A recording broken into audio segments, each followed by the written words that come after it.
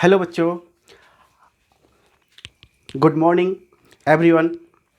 आज का टॉपिक है धातु, चैप्टर 3, क्लास 10th का है। ठीक है, तो आज हम लोग समझेंगे धातु क्या है, धातु के कौन कौन से गुण हैं, इसके बारे में हम लोग आज के वीडियो में देखेंगे। चलिए चलते हैं, देखते हैं धातु क्या है। सबसे पहला है धातु। हम लोग समझेंगे धातु किसको कहते हैं। हमारे आसपास बहुत सारे टूल्स बना हुआ है जो धातु का है। जो हम लोग जैसे अभी पहने हुए, हम घड़ी पहने हुए, ये भी एक धातु ही है, ये भी एक धातु है। तो हम लोग इसके बारे में भी जानेंगे, इसमें भी कौन कौन सा गुण है ना। तो चलते हैं, देखते हैं। लिखे हैं धातु के बारे में कि वे तत्व जो सरल से यानी सरलता से इलेक्ट्रॉन त्याग कर धनायन बनाते हैं। यहाँ लिखा गया है वे तत्व जो सरलता से इलेक्ट्रॉन त्याग कर धनायन बनाते हैं। ये एक धातु का प्रॉपर्टीज ही है।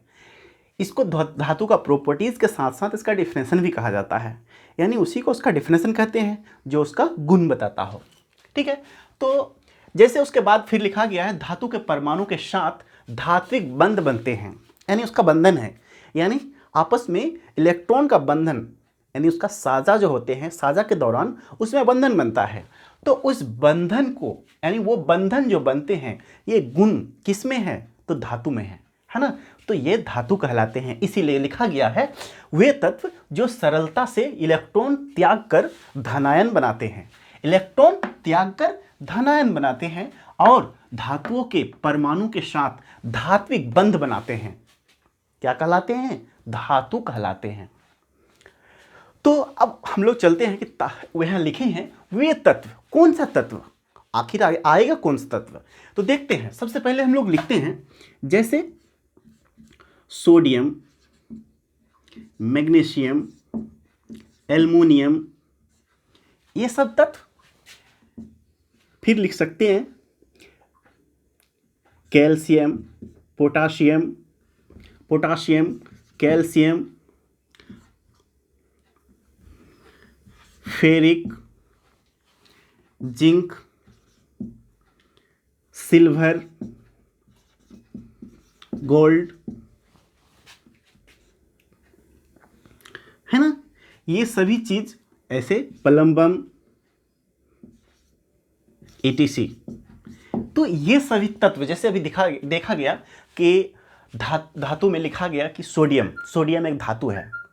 अब हम लोग इसमें भी समझेंगे गुण में, इसके गुण में हम लोग देखेंगे इसका प्रॉपर्टीज में कि क्या वो फुलफिल होता है या नहीं होता है, इसके बारे में समझेंगे। जैसे हमने लिखा पहले sodium, magnesium, aluminium, potassium, calcium, ferric या आयरन, है ना, जिंक, ये सब को देखेंगे। देखते हैं अब ध्यान देना बच्चों, देखना इसमें क्या होता है। ये उसका प्रॉपर्टीज लिखा है धातु के गुण। धातु के कौन से गुण हैं? पहला गुण हमने लिखा है धातुओं के परमाणु की बहत्तम कक्षा में साधारणतः 1, 2 या 3 इलेक्ट्रॉन होते हैं। यानी क्या बताया गया? धातुओं के परमाणुओं के बहत्तम कक्षाओं में, यानी उसका इलेक्ट्रॉनिक विन्यास जो है, उस इलेक्ट्रॉनिक विन्यास के अंतिम कक्ष में 1 या 2 या 3 इलेक्ट्रॉन होंगे। चलिए उसका एग्जाम्पल देके देखते हैं। ये हमने जो उसका गुण लिखा है, इसका एग्जाम्पल देखते हैं। जैसे सबसे पहले हमने लिखा है सोडियम का परमाणु संख्या 11। ठीक है, तो इसका सोडियम का इलेक्ट्रॉनिक विन्यास, जैसे हमने लिखा सोडियम का इलेक्ट्रॉनिक विन्यास, तो कक्ष पहला KLMN,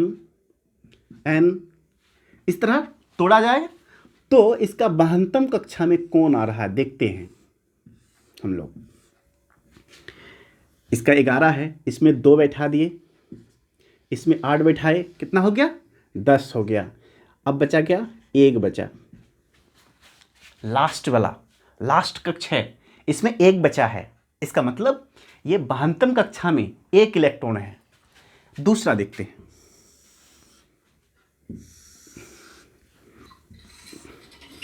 दूसरा हम लोग मैग्नीशियम देखते हैं, इसका हो गया 12, परमाणु संख्या 12 का इलेक्ट्रॉनिक विन्यास 12 है। तो हम लोग तोड़ेंगे। सबसे पहला कक्ष में 2 दे दिए, फिर 8 दे दिए, फिर 2 बचा, यानी इसका भी अंतिम कक्ष में 2 बचा। इसका मतलब इसका भी, ये भी क्या है, धातु है। हमने लिख दिया है धातु वह है जिसके अंतिम इलेक्ट्रॉन क्या होगा, 1, 2 या 3 होंगे। देखिए इसने, इसका मैग्नीशियम का भी हम लोग निकाल लिए। अब नेक्स्ट देखते हैं। नेक्स्ट क्या लिखे हैं, अल्युमिनियम लिखे हैं। अल्युमिनियम का परमाणु संख्या 13 का इलेक्ट्रॉनिक विन्यास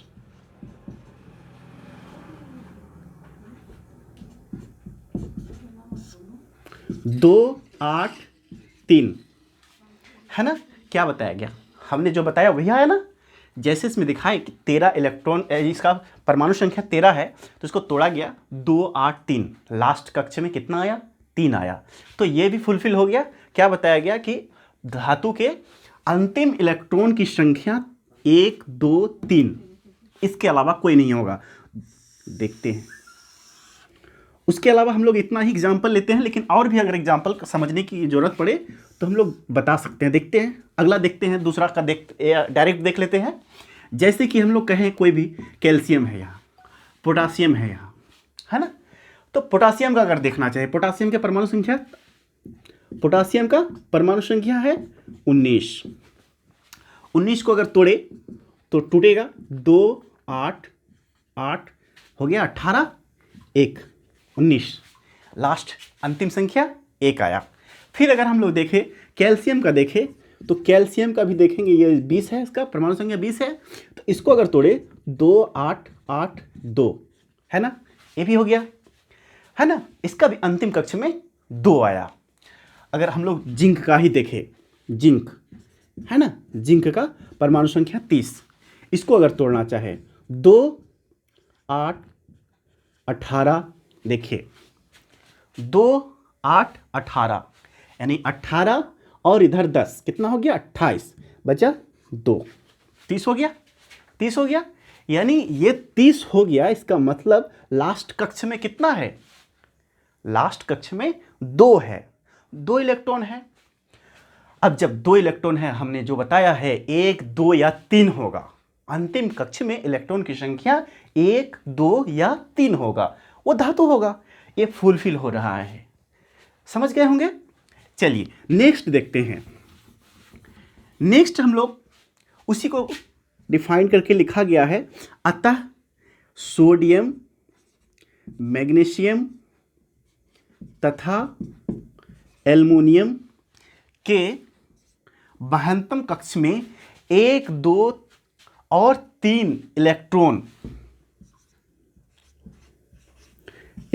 है, इसलिए यह धातु है कि नहीं। बिल्कुल। अगला देखते हैं। अगला लिखा है धातुएं विद्युत धनात्मक होती है। क्या बताया, धातुएं विद्युत धनात्मक होती है, यानी जब उसमें विद्युत प्रभावित किया जाता है तो वो धनात्मक हो जाता है। कैसे, वो कैसे, अर्थात धातुओं के परमाणु अपने संयोजी सेल से इलेक्ट्रॉन को आसानी से त्याग कर धनायन में परिणत या परिवर्तित हो जाता है।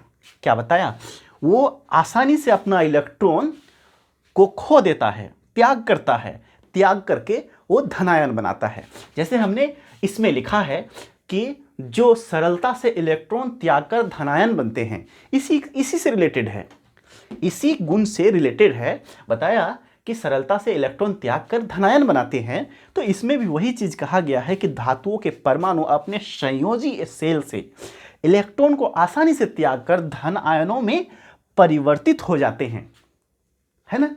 देखते हैं कैसे, वो कैसे हो जाता है। वो जैसे कि हम लोग पहला लिखें सोडियम। सोडियम में जब विद्युत धारा प्रभावित कराया जाता है तो वो 1 इलेक्ट्रॉन त्याग करता है। क्या करता है? एक इलेक्ट्रॉन त्याग करता है। जब एक इलेक्ट्रॉन त्याग करता है यानी ये इसमें सबसे पहले था कितना? 2 8 1, 11 परमाणु संख्या 11 है तो 2 8 1 था। जब ये त्याग कर दिया, त्याग करने के बाद ये प्लस आयन बनाया। जब प्लस आयन बनाएगा तो ये क्या हो जाएगा? यहां एक इलेक्ट्रॉन त्याग किया है, ठीक है, तो यहां पे क्या बन जाएगा? 2 8 1 माइनस हो गया, है ना, एक माइनस हो गया यानी यहां घट गया। जब प्लस यानी देने वाला प्लस में रहता है, धनायन में होता है, तो ये इलेक्ट्रॉन एक इसको दे दिया, तब यहां प्लस पॉइंट में रहेगा ये, ठीक है। जैसे हम लोग इसमें जानते हैं कि जैसे NaCl, जब NaCl में विद्युत धारा प्रभावित कराया जाता है तो क्या करता है? सोडियम प्लस आयन होता है और क्लोरीन माइनस आयन होता है। ये क्यों होता है? क्योंकि इसका 2 8 1 हुआ और इसका 2 8 8 के जगह 7 रहता है, तो इसका कक्ष पूरा करने के लिए इसका एक इलेक्ट्रॉन इसको दे दिया जाता है। तो ये अपना इलेक्ट्रॉन त्याग करता है, एक इलेक्ट्रॉन त्याग करके इसका कक्ष पूरा करने के लिए दिया जाता है। तो इसमें भी वही कक्ष पूरा करने के लिए इलेक्ट्रॉन का साझा करता है, अपने इलेक्ट्रॉन का त्याग कर धनायन में परिवर्तित हो जाता है। यानी ये त्याग कर दिया और धनायन में परिवर्तित हो गया। जैसे हम लोग कैल्शियम का देखें, कैल्शियम का परमाणु संख्या 20 है। चलिए, तो 20 है 2 8 8 2, है ना, 2 8 8 2। इसी में जब 2 इलेक्ट्रॉन इसमें त्याग करेगा, 2 इलेक्ट्रॉन त्याग करेगा तो ये कैल्शियम क्या हो जाएगा? +2 आयन, +2 आयन बनाएगा और ये 2 8 8 ही रह जाएगा। 2 इसका 2 इलेक्ट्रॉन त्याग कर दिया, यानी प्लस पॉइंट है, यानी पॉजिटिव में है तो वो त्याग करेगा, ठीक है, ये त्याग किया। तो ये हमने देखा, ये धातु के दूसरा गुण को देखे। अब इसका तीसरा गुण देखते हैं। देखिए, ध्यान से देखना है, धातु आघात वर्धनीय होती है। आघात वर्धनीय मतलब क्या हुआ? आघात वर्धनीय यानी उसको पीट कर चदरा बनाया जा सकता है। आघात पहुंचाए तो वो उसमें भी कुछ आघात होगा, है ना, यानी वो कुछ परिवर्तित होगा। तो परिवर्तित होगा तो किस तरह परिवर्तित हुआ? जैसे लोहा को पीट पीट कर पतला चदरा बना दिया गया, है ना, तो चदरा बनाने के लिए वो आघात वर्धनीय, वो जो गुण हुआ उसमें वो आघात वर्धनीय हुआ। ये इसका तीसरा गुण है। चौथा गुण हमने यहां लिखा है कि धातु तन्य होती है। तन्य का मतलब तानना से बना है, तन्य, है ना, तानना, तानना मतलब खींचना, खींच के जो ताना जाता है ना, तो वो बताया गया। धातु तन्य होती है अर्थात खींचकर तार बनाया जा सकता है ना, हमने लिखा है धातु तन्य होती है अर्थात खींचकर तार बनाया जा सकता है। यानी कोई तार बनाने के लिए, जैसे एल्युमिनियम का तार, कोई कॉपर का तार, तो ये सब तार बनाया कैसे? ये तार तभी बन पाया जब इसमें तन्य की गुण हो, धातु में तन्य की गुण हो, तभी वो तार बनाया जा सकता है, इसीलिए उससे तार प्राप्त किया गया। अगला लिखे हैं धातुओं के द्रवनांक एवं क्वाथनांक, यानी गलना और जमना, है ना। तो गलना और जमना यानी द्रवनांक और क्वाथनांक उच्च होते हैं, गलेगा भी देर से और जमेगा भी देर से। अगला पॉइंट है धातु विद्युत का सुचालक होते हैं। सुचालक का मतलब क्या हुआ? कंडक्टर, है ना, यानी उसमें विद्युत पास होता है, उसमें विद्युत पास होता है। यानी हम लोग जो घरों में बिजली का वायर जोड़ लगाते हैं, वायरिंग करते हैं, उस वायरिंग में कॉपर का यूज करते हैं, तो कॉपर का वो तार हुआ, तो उस कॉपर के तार में इलेक्ट्रॉन पास करता है एक रूम से दूसरे रूम में, और बोर्ड से बल्ब में, है ना, तो वो विद्युत का सुचालक है। लेकिन हमने ये कहा कि ये धातु विद्युत का सुचालक है, तो हमने एग्जाम्पल दे दिया कि कॉपर का तार है वो सुचालक है। ग्रेफाइट भी तो पास करता है। एक ग्रेफाइट है जिससे हम लोग पेंसिल बनाया जाता है, उस पेंसिल में जो वो तार लगा रहता है उससे करंट पास होता है, क्या उसको भी हम लोग धातु कहेंगे? नहीं, बिल्कुल नहीं, वो अधातु है। उसका एक गुण है, उसका ये गुण है, उसमें एक गुण पाया जाता है कि वो विद्युत का करंट पास करता है, यानी वो सुचालक है। ग्रेफाइट भी सुचालक है, लेकिन वो अधातु है, इसीलिए उसको अपवाद में रखा गया कि अपवाद ग्रेफाइट अधातु है लेकिन विद्युत का सुचालक है। याद रखना, ये बहुत इंपॉर्टेंट चीज है कि धातु, अगर हम लोग कह दे कि धातु सुचालक है तो कोई तुरंत क्वेश्चन पूछ सकता है, ग्रेफाइट सुचालक है, क्या वो धातु है? बिल्कुल नहीं, वो क्या है? अधातु है। चलिए नेक्स्ट देखते हैं। धातु में विशेष प्रकार की चमक होती है, यानी जैसे अभी देख रहे होंगे बहुत चमक होगा, है ना? चमक है, ये घड़ी में चमक है, क्यों है? ये घड़ी चमकता है ना? तो चमकने का मतलब इसमें विशेष प्रकार की चमक पाई जाती है। ये धातु है, धातु का एक गुण है, ये धातु का गुण है कि इसमें चमक होती है ना? तो हम लोग कहेंगे क्या सभी पदार्थ जो धातु कहलाएंगे जो विशेष प्रकार जिसमें चमक होती है? नहीं, बिल्कुल नहीं, सभी को नहीं कह सकते। क्यों? क्योंकि अपवाद भी तो हो सकता है। तो अपवाद है, ग्रेफाइट और आयोडीन चमकता है, उसमें भी चमक है। ग्रेफाइट और आयोडीन उसमें भी चमक है, लेकिन वो धातु नहीं है, वो अधातु है। ठीक है, वही हमने लिखा है, ग्रेफाइट और आयोडीन अधातु है लेकिन इसमें चमक पाई जाती है। नेक्स्ट लिखा है धातु कठोर होती है। ठीक है, ये है ना, ये कठोर है। तो देखिए नेक्स्ट अगला है कि धातु को पीटने से टन की आवाज होती है ना? अभी भी आवाज सुनाई देता होगा, ये आवाज है, इसका मतलब है ये धातु है ना? ये धातु है। अगला लिखे हैं धातु कमरे के ताप में ठोस अवस्था में, यानी ये अभी मेरे हाथ में है, ये क्या द्रव अवस्था में है? ये पानी है? नहीं ना, ये अभी ठोस अवस्था में है ना? ये कठोर अवस्था में है, ये कठोर है, ये ठोस अवस्था में है। तो हम लोग क्या कह सकते हैं कि सभी धातु ठोस अवस्था में होती है? नहीं, सभी नहीं होती है, उसमें से एक धातु ऐसा है जो द्रव अवस्था में भी पाया जाता है। किस वक्त? हमेशा नहीं। देखिए, हमेशा नहीं, कुछ समय, यानी बहुत ठंडे अवस्था में हो तो उस वक्त वो ठोस अवस्था में पाया जाता है। लेकिन कमरे के ताप, जितना कमरे के ताप है, उस ताप में भी, उतना गर्म में भी अगर वो धातु को लाया जाए तो वो द्रव अवस्था में बदल जाता है। वो है पारा, है ना? वो पारा एक ऐसा धातु है जिसको मरकरी कहते हैं। पारा एक ऐसा धातु है जो कमरे के ताप में आते ही वो द्रव अवस्था में बदल जाता है, वो द्रव अवस्था में बदल जाता है, लेकिन वो धातु है। ठीक है, अगला देखो, अगला लिखे हैं सभी धातु के घनत्व उच्च होते हैं। बिल्कुल, वो कैसे? धातु के घनत्व उच्च होते हैं, इसका मतलब क्या हुआ? एक मिनट इधर लिखते हैं, देखते हैं दिखाई देता है कि नहीं। हाँ बिल्कुल, देखिए जैसे हम लोग ठोस अवस्था के बारे में पढ़े होंगे, पहले भी 9th क्लास में पढ़े होंगे कि ठोस, द्रव और गैस के बारे में उसका एक प्रॉपर्टीज पढ़े होंगे। उसके प्रॉपर्टीज में अंतराअणुक स्थान और अंतराअणुक बल के बारे में पढ़े होंगे। अंतराअणुक स्थान उसमें दिखाया गया था ठोस का कि सटा होके रहता है, यानी उसके कण एक दूसरे से सटा हुआ होता है, वो ठोस होता है।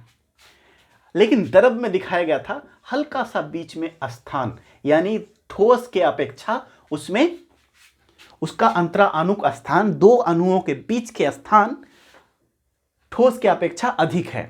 ठोस के अपेक्षा, देखो इसका कण एक दूसरे से सटा हुआ है लेकिन इसका कण हल्का सा हटा हुआ है, इसका मतलब ठोस के अपेक्षा इसका अंतराअणुक स्थान अधिक है। उसी में अगर गैस के बात कहे तो गैस में बहुत दूर में है, इसका मतलब हुआ इसका घनत्व निम्न है, इसका घनत्व निम्न है, इसका अंतराअणुक बहुत अधिक है, अंतरा अणु का स्थान बहुत अधिक है।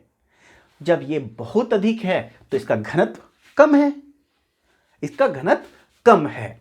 ठीक है, तो ये हम लोग समझते हैं, इसी से समझे कि सभी धातु के घनत्व उच्च होते हैं। वो द्रव अवस्था में नहीं होगा, क्यों? क्योंकि वो ठोस है। वो धातु में हम लोग इस पार से उस पार हाथ को ले जा नहीं सकते, है ना, वो कठोर होती है, उसका इसलिए वो घनत्व भी अधिक होती है ना। ठीक है, ठीक है, हम लोग नेक्स्ट वीडियो में इसी धातु के बारे में, धातु के रासायनिक गुण के बारे में पढ़ेंगे। ठीक है, ठीक है, मिलते हैं अगले क्लास में, तब तक के लिए धन्यवाद, थैंक्स।